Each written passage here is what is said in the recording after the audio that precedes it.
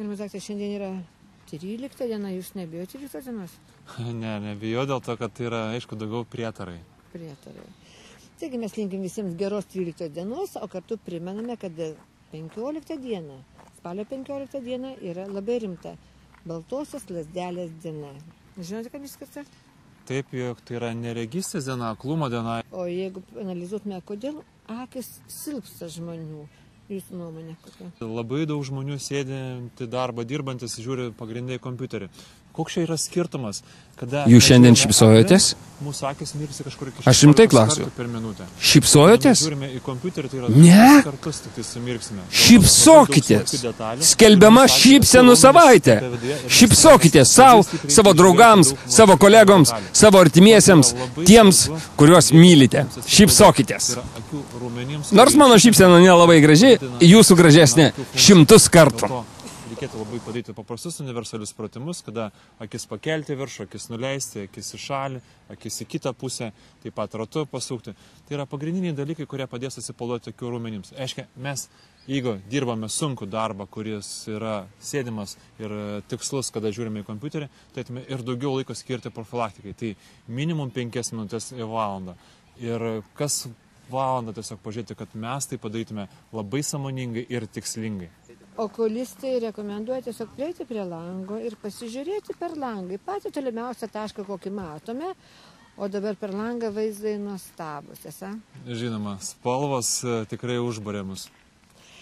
O dabar mes pakalbėkime su gydytoju oftalmologu, kuris analizuos, dėl kokių priežasčių žmonės netenka regėjimo, kokios dažniausios yra aklumo priežastys. Deja ir man, ir mano kolegoms Lietuvoje dažnai tenka konsultuoti pacientus, kurie delsia.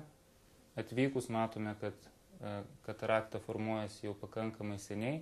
Ilgai nesigydant, delsiant, gali didėti akies spaudimas, vystosi glaukoma ir negrįžtamai keičiasi regos nervo funkcija, dėl ko gali išsivystyti aklumas. Akis veikia kaip mažas optikos prietaisas, kaip fotokameros objektyvas. Esant kataraktai, šitas lęšiukas yra padrumstėjęs, čia matot skaidrų, o čia yra drumstas lęšiukas. Pro tokią drumstį šviesos spinduliai į akelės vidų nepraeina, tai yra informacija nepatenka į akies vidų. Liga diagnozuojama pakankamai greitai ir ištyrimas ir diagnozė nėra sudėtinga pacientui. Deja, vienintelis drumsto lęšiuko gydymo būdas yra chirurginis. Yra daromi labai maži pjūviai, per 1,5–2 mm pjūvį yra įeinama į akelę, lęšiukas fakomulsifikatoriaus pagalba yra išsiurbiamas ir į jo vietą yra implantuojamas dirbtinas intraokulinis lęšis. Jisai akeliai išsiskleidžia ir ten suranda savo vietą, centruojasi ir praleidžia šviesos spindulius į akį.